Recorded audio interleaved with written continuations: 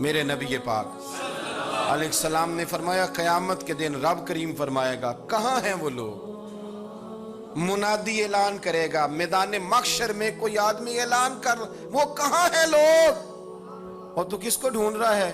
فرمایا مجھے رب نے بھیجا ہے کہ وہ بندے ڈھونڈ کے لاؤ جو دنیا میں میری رضا کے لیے ایک دوسرے سے محبت کیا کرتے ہیں۔ وہ بندے ڈھونڈ کے لاؤ۔ بندے ڈھونڈے جائیں گے، یا رسول اللہ رب ان کا کیا کرے گا؟ تو نبی کریم صلی اللہ علیہ وسلم فرمانے لگے رب فرمائے گا تم دنیا میں میری رضا کے لیے ایک دوسرے سے پیار کرتے تھے، آج میرے عرش کے سائے کے علاوہ سایہ کوئی نہیں، آج میں تمہیں اپنے عرش کے سائے میں جگہ عطا کروں گا۔ میری رضا کے لیے پیار کیا تم نے، میری رضا کے لیے محبت۔ خدا را تھوڑا تھوڑا لوگوں سے پیار شروع کریں۔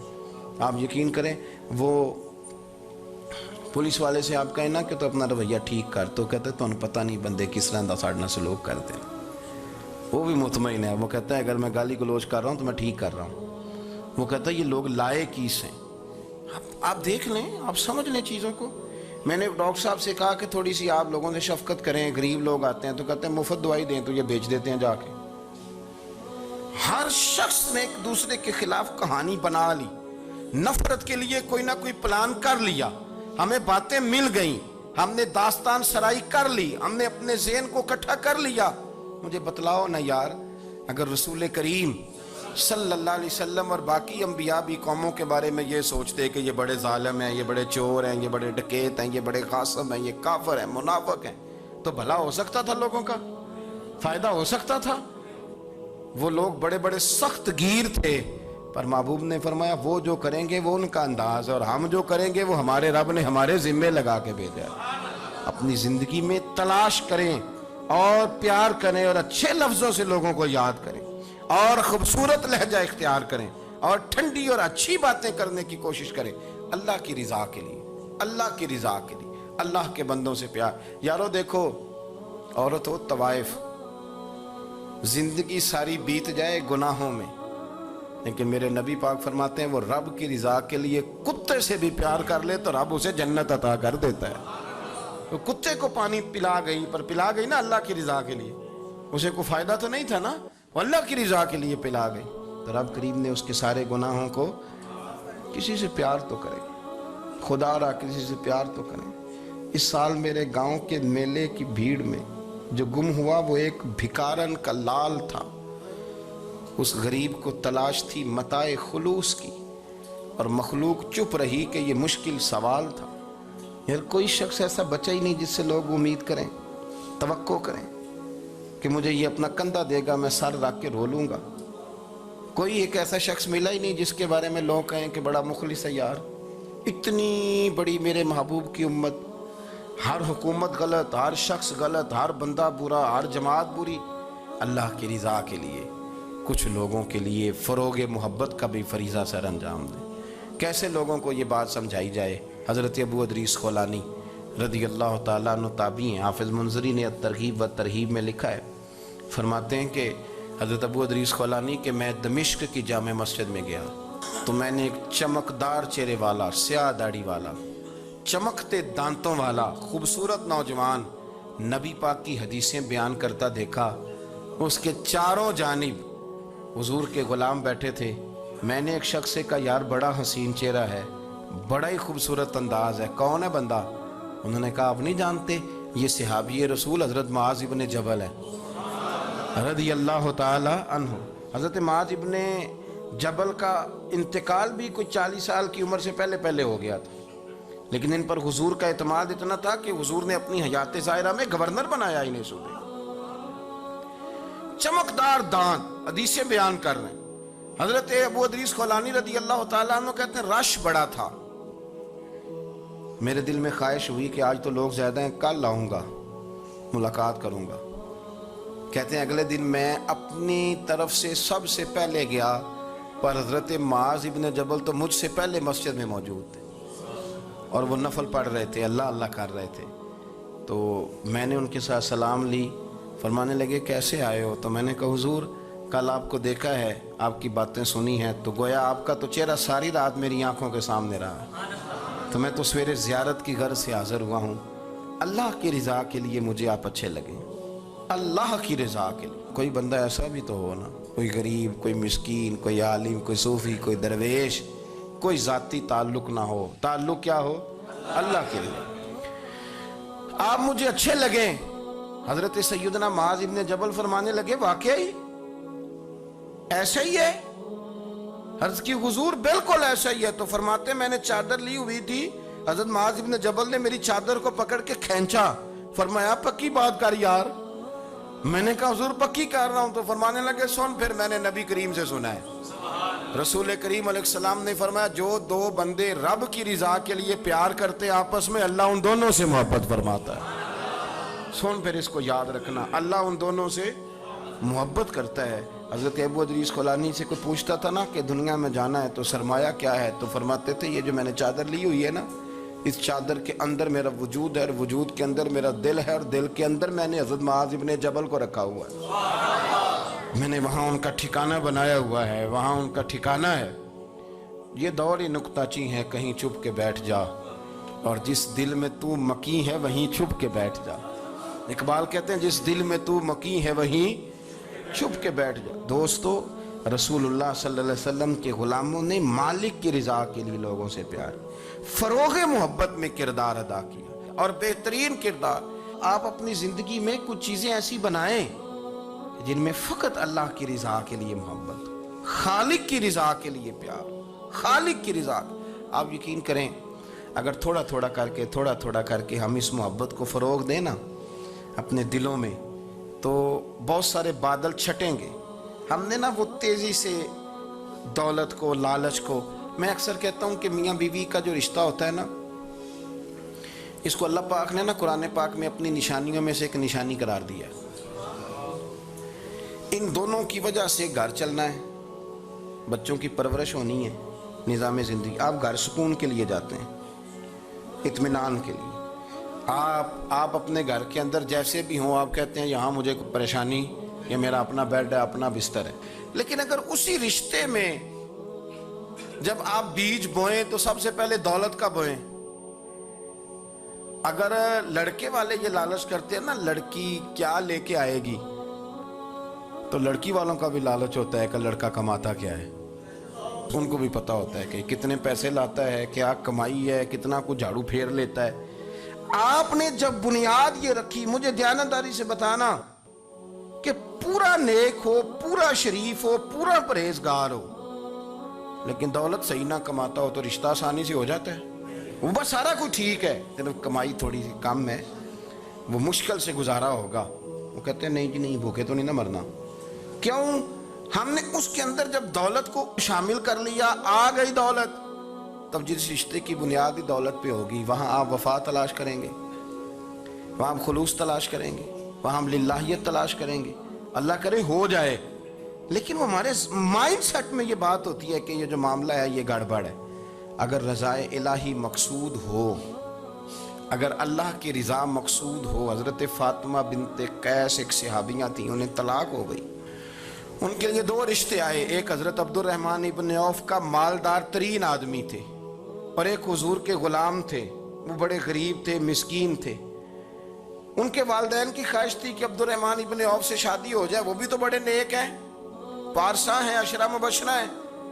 हजरत फातिमा बिनते कैस ने किसी बंदे की ड्यूटी लगाई, कहने लगी पता करो नबी पाक की रजा क्या है, हुजूर की रजा किधर है। तो पता चला हुजूर की ख्वाहिश गरीब की तरफ है। तो वो खातून अपने माँ बाप को कहने लगी मेरा ना उस गरीब से रिश्ता करा दो।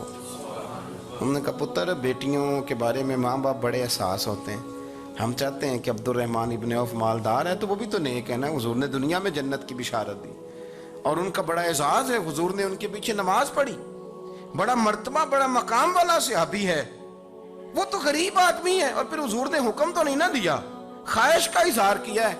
उस बीबी के जुमले बड़े शानदार है, कहने लगी आप मुझे अल्लाह की रजा के लिए ना मेरे नबी के हवाले कर दें, मुझे उम्मीद है अल्लाह रसूल मुझे कभी ज़ाया नहीं फरमाएंगे, मुझे हवाले करें रसूल कायनात। छोड़े को जरूरी है दुनियादारी हर तरफ देखना, कहीं कोई काम ऐसा भी तो हो ना जो मोहब्बत के जोर पे हो, जो मोहब्बत के लिए हो। कोई हमारे पास बड़े सारे लोग आते हैं, बड़े सारे लोग आते हैं, और हम इस काबिल भी नहीं जितने लोग आ जाते हैं। मैं सही कह रहा हूँ, बिल्कुल कोई हैसियत नहीं, 1% भी। جب پلٹ کے دیکھتے ہیں تو شرم آتی ہے کہ یار اتنی دور سے بندہ چل کے آ گیا، اس کو کیسے سمجھائیں، کس طرح کر کے۔ تو ایک آدھ دن پہلے ایک بزرگ آ گئے اور وہ اچھے صاف ستھرا ان کا مزاج تھا، بڑے شاندار، تو میں زیارت کے لیے ہوں۔ تو میں نے کہا زیارت شیارت والا تو کھاتا کوئی نہیں، چلو آپ آ گئے ہیں تو کوئی حکم کریں۔ تو کہنے لگے کوئی حکم نہیں، میں اللہ کی رضا کے لیے آیا ہوں۔ یہ کوئی تقریر نہیں تھی، کوئی خطبہ نہیں تھا، نہ ان کے سامنے سپیکر تھا، نہ وہ شور کر رہے تھے، نہ وہ نعرے لگوا رہے تھے، نہ وہ ہاتھوں پہ ہاتھ مار رہے تھے۔ اور اس بندے نے کہا اللہ کی رضا کے لیے آیا ہوں، تو وہ بھی رو پڑے تو میں بھی رو پڑا، ختم ہو گئی بات۔ اب بات کو سمجھیں، یہ اتنا تگڑا رشتہ ہے نا یار۔ کسی رشتے کے بیچ برادری ہوتی ہے، کسی رشتے کے بیچ خاندان ہوتا ہے، کسی رشتے کے بیچ قبیلہ ہوتا ہے، کسی رشتے کے بیچ رنگ نسل ہوتی۔ وہ کتنا تگڑا رشتہ ہے کہ دو بندوں کا رشتہ ہو، ایک بیچ میں خدا ہو، دوسرے محمد مصطفیٰ ہو۔ آپ کتنا اسے مضبوط رشتہ سمجھیں گے جس کے بیچ اللہ رسول ہو۔ اتنا تگڑا رشتہ، اتنا مضبوط تعلق، اتنی وسعت اس کے اندر۔ اللہ کی رضا کے لیے حضرت موسیٰ کلیم اللہ علی نبینا علیہ الصلوۃ والسلام سے رب کریم نے فرمایا، کہا اے موسیٰ میری رضا کے لیے بھی کوئی کام کیا ہے؟ حضرت موسیٰ علیہ السلام نے عرض کی یا اللہ میں نے تبلیغ کی، تو فرمایا وہ تو آپ کی ذمہ داری تھی۔ امام غزالی نے روایت لکھی ہے، اے اللہ میں نے آپ کے تمام احکامات پہ عمل کیا، موسیٰ وہ تو آپ نے کمال کیا، اللہ کے پیغمبر ہیں، تو میری رضا کے لیے، تو یا اللہ تیری رضا کے لیے کیا ہے؟ تو رب کریم نے فرمایا کسی بندے سے صرف اس لیے پیار کیا ہے کہ وہ اللہ کا بندہ ہے، فقط اس لیے پیار کیا ہو کہ وہ اللہ کا بندہ ہے، فقط اس لیے۔ میرے عزیز آپ بات کو سمجھیں، زندگی میں فروغ محبت پر کچھ کام کریں، کچھ تھوڑا سا کوشش کریں گرد جھاڑنے کی، کچھ گرد جھاڑنے کی۔ ہم نے نا ایک سٹیٹس بنا لیا ہے، اب تو مسلمان پہلے فرقوں میں بٹے، قبیلوں میں بٹے، اب شہروں میں بٹ گئے۔ آپ کبھی گجرانوالہ کے لوگوں سے پوچھو نا گجرات، تو کہنے ہو گجرات والے تو اللہ بچائے، کہتے ہیں کہ نہیں؟ گجرات کے لوگوں سے پوچھے گجرانوالہ، تو کہتے ہوتے کھاندے ہی بڑا نہیں، کس کی بات کرنا ہے؟ تو گجرانوالہ والوں سے پوچھیں لاہور والے، کہتے توبہ لاہوریا جے۔ صحیح کون ہے؟ کوئی بھی نہیں۔ کیوں؟ اس لیے کہ ہم نے ہر شہر کے لیے کہاوت بنا لی ہے۔ میں صحیح کہہ رہا ہوں، ہر قبیلے کے لیے کوئی نہ کوئی، یہ ہم نے ظلم کیا اپنی جان، یہ ہم نے زیادتی کی، کہانیاں بن گئی، کہاوتیں بن گئی، شہروں کے لیے، علاقوں کے لیے، قبیلوں کے لیے۔ مقصود کیا تھا؟ کسی طریقے سے نفرت پروان چڑھے۔ کھانا ہے نا، کھانا تو آپ جو کھانا کھاتے ہیں وہ اپنے ذائقے کے مطابق کھاتے ہیں۔ سندھ کے لوگ جو کھانا کھاتے ہیں وہ اپنے، آپ کا کوئی حق نہیں آپ ان کے کھانے پر تنقید کریں، اس لیے کہ ان کا ذائقہ وہ ہے، اور ان کا بھی کوئی حق نہیں وہ آپ کے کھانے پر تنقید کریں، اس لیے کہ آپ کا ذائقہ۔ لیکن طنز کرتے ہیں، جو بات سمجھانا چاہتا ہوں وہ یہ ہے کہ ہم طنز کرتے ہیں، تنقید کرتے ہیں، تضحیک آمیز لہجہ ہمارا ہوتا ہے، اس لہجے کے اندر کمزوری ہوتی ہے، اس کے اندر اس طرح کی بناوٹ ہوتی ہے کہ محسوس ہوتا ہے کہ ہم سامنے والے کو بڑا نفرت کی نظر سے دیکھتے ہیں۔ یہ رویہ کبھی اختیار نہ کریں، اپنی زندگی میں کوشش کریں خلوص کے ساتھ، للہیت کے ساتھ۔ میرے نبی پاک علیہ وسلم نے صحابہ سے پوچھا تھا بتاؤ دین کی مضبوط گرہ کون سی ہے، مضبوط گرہ دین کی؟ تو ایک صحابی نے کہا یا رسول اللہ نماز، پانچوں وقت مسلمان جمع ہوتے ہیں، ایک دوسرے کا حال احوال پوچھتے ہیں، تو اس گرہ میں مسلمان بندے رہتے ہیں۔ حضور نے فرمایا تم نے بات ٹھیک کی پر میری مراد کو نہیں پہنچے۔ ایک صحابی نے عرض کی یا رسول اللہ صلی اللہ علیہ وسلم زکوٰۃ، امیر غریب کو زکوٰۃ دیتا ہے تو دونوں کا رشتہ مضبوط ہو جاتا ہے، تو یہ بہت بڑی گرہ ہے۔ تو حضور نے فرمایا بات تمہاری ٹھیک ہے پر تم میری مراد کو نہیں پہنچے۔ تو تیسرے نے عرض کی حضور حج، مختلف رنگوں کے، قبیلوں کے، نسلوں کے، علاقوں کے لوگ آتے ہیں، ایک ہی لباس پہنتے ہیں، ایک ہی بولی بولتے ہیں، لبیک اللہم لبیک، تو یہ بہت بڑی مضبوط گرہ ہے۔ نبی پاک صلی اللہ علیہ وسلم نے فرمایا بات تمہاری ٹھیک ہے پر تم میری مراد کو نہیں پہنچے۔ تو صحابہ نے عرض کی حضور پھر آپ ہی بتا دیں کہ اسلام کی مضبوط گرہ کون سی ہے جس میں مسلمان جڑ جائیں گے؟ نبی پاک نے فرمایا مضبوط گرہ محبت ہے، اللہ کی رضا کے لیے پیار کرو، لوگوں سے پیار کرو۔ کوئی بندہ پھر تمہیں تلخ بھی ملے گا نا تو تم چونکہ اس کے لیے نہیں کر رہے، اللہ کے لیے کر رہے ہو، تو پھر تمہارے لیے سہنا بھی آسان ہو جائے گا، دیکھنا اور پرکھنا بھی آسان ہو جائے گا۔ رضائے الہی کی خاطر لوگوں کا پیار، بخاری مسلم میں ہے، نبی پاک علیہ السلام نے فرمایا ایک شخص اپنی بستی سے چلا لمبے سفر پہ دوسری بستی جانے کے لیے، تو رستے میں فرشتہ ملا انسانی شکل میں۔ اس نے پوچھا کہاں جا رہے ہو؟ اس نے کہا اپنے بھائی سے ملنے جا رہا ہوں۔ فرشتہ پوچھنے لگا اس کا کوئی احسان ہے تمہارے اوپر، کوئی لین دین ہے؟ اس نے کہا نہیں۔ تو کہا پھر کیوں اتنا لمبا سفر کر رہے ہو؟ تو کہنے لگے یار میں اللہ کی رضا کے لیے اس سے پیار کرتا ہوں، اللہ کی رضا کے لیے تو اس لیے جا رہا ہوں۔ تو سنیں یہ بخاری مسلم کے لفظ ہیں، حضور فرماتے ہیں وہ فرشتہ کہنے لگا سن پھر، میں انسان نہیں میں فرشتہ ہوں، اور مجھے رب کریم نے بھیجا ہے یہ کہنے کے لیے کہ اگر تم دونوں اللہ کی رضا کے لیے ایک دوسرے سے پیار کرتے ہو تو اللہ تم دونوں سے پیار فرماتا ہے۔ اب یہ محبت فروغ کیسے پائے گی؟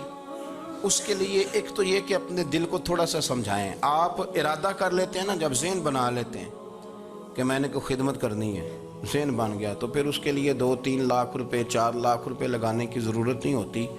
پھر بندہ سٹاپ پہ کھڑے ہوئے کسی بابا جی کو پوچھتا ہے کہاں جانا ہے،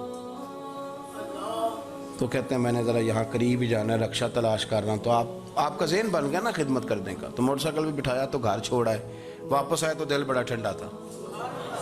لیکن آپ یہ بھی کہہ سکتے تھے کہ بابا جی بچے کیا کرتے ہیں سعودی عرب میں، تو یہ 200 روپیہ رکشے کو دیں، گھر چھوڑ آتا ہے، بچے اتنا کماتے کس لیے؟